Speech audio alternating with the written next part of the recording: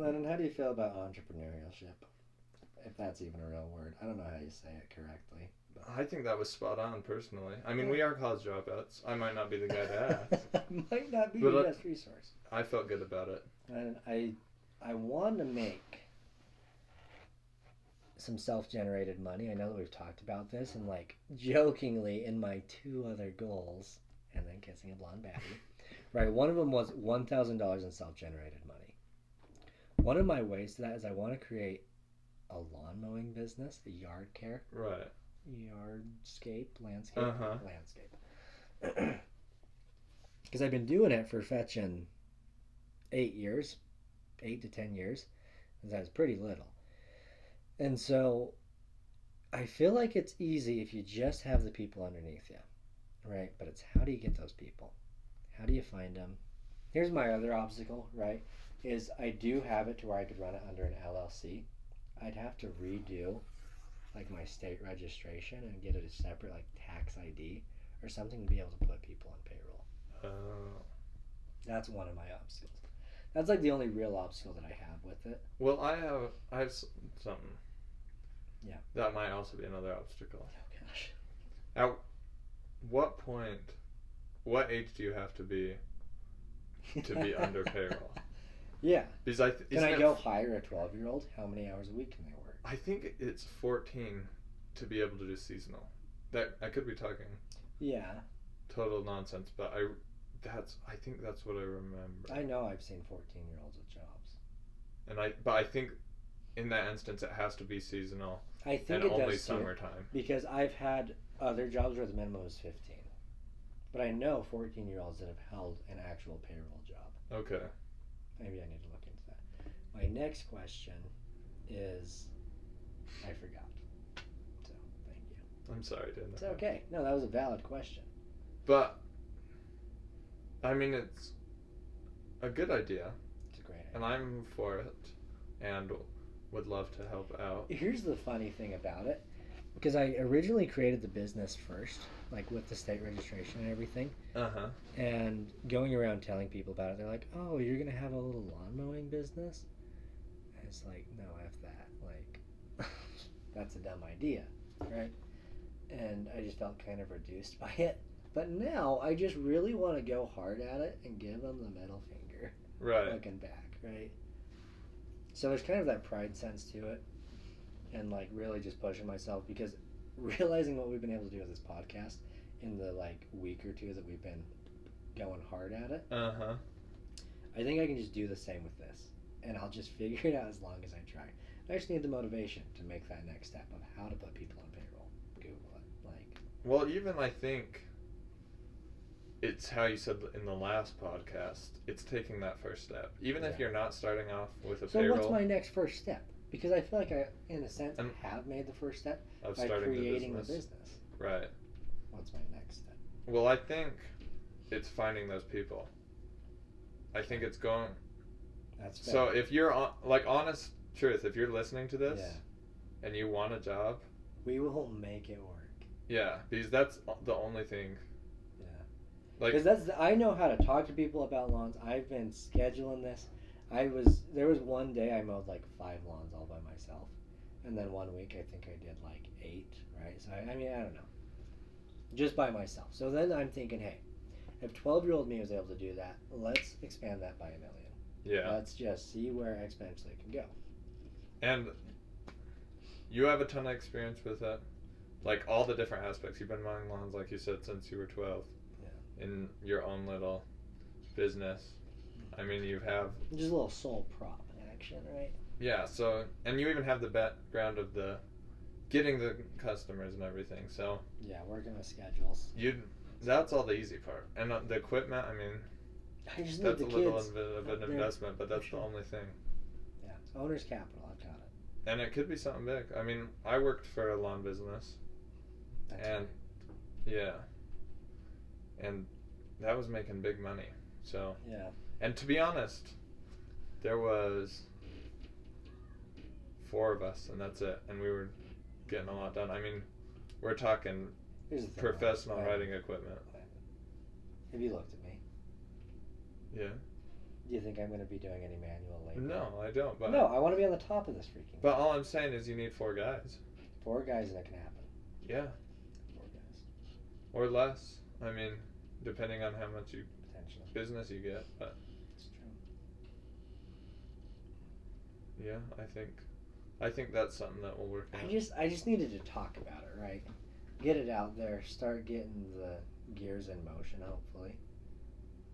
That's all it takes. Because that's all it took with us getting this freaking podcast done. It wasn't the first time we talked about it. It took us 17 times of talking about it. Yeah. I just need to keep talking about it, and then I'll go. And I think... Next time. Yeah, go ahead. No, I was just going to say, I think that's hopefully something that the viewers would want to stay for and see how it goes. Yeah. And see... It's a little bit of the progression over the summer. Right. And that's kind of another reason for this podcast, I would say, when we were first brainstorming ideas and coming up with it, was we are college dropouts. Are we destined for failure? You know, or... That's a perfect way to put it. You know, like, we didn't go that traditional route of going to college, 9-to-5 job. Yeah. So...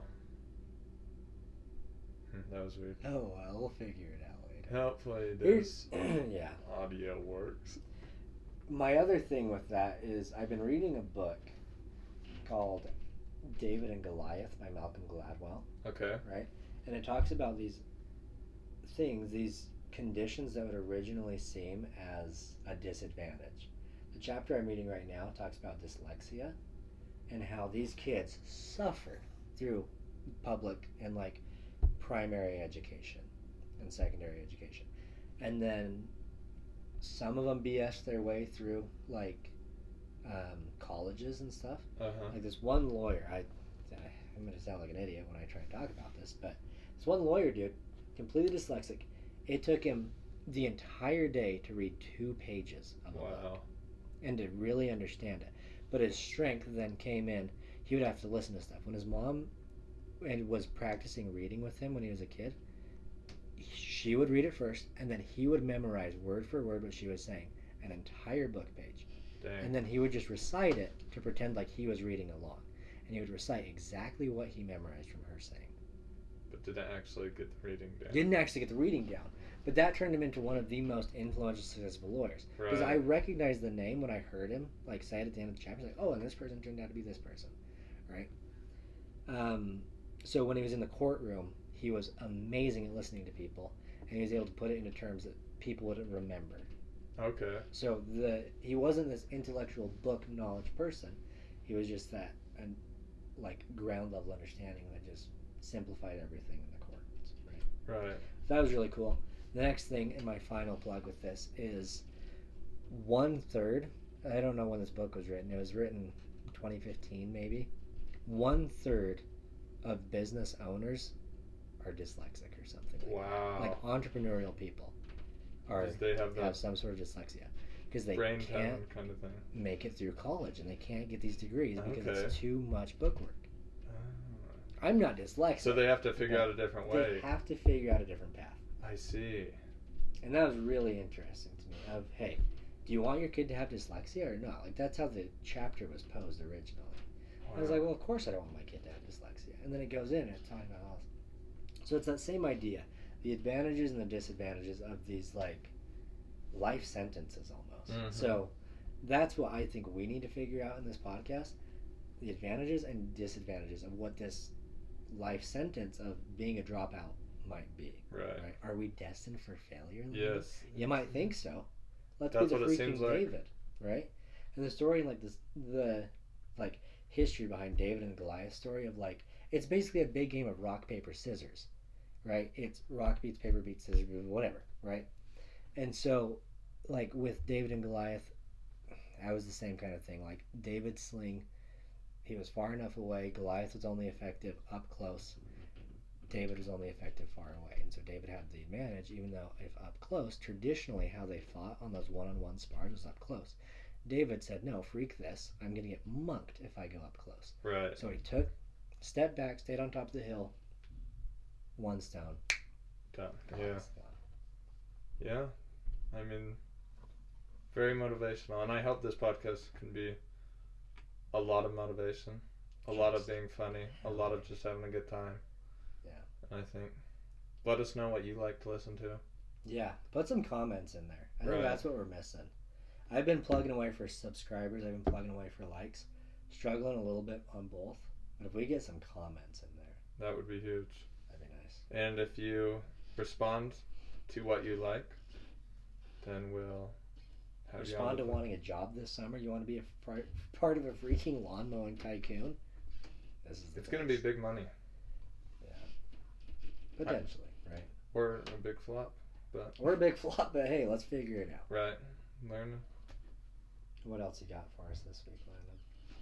I think that we're running here on time, and we should wrap things up. Okay. What's our next? Are we on to the painting? Yes. So the painting will be the next part 2 of this podcast. Part 2 of episode 2. Exactly. So make sure to check that out after this. It'll come out.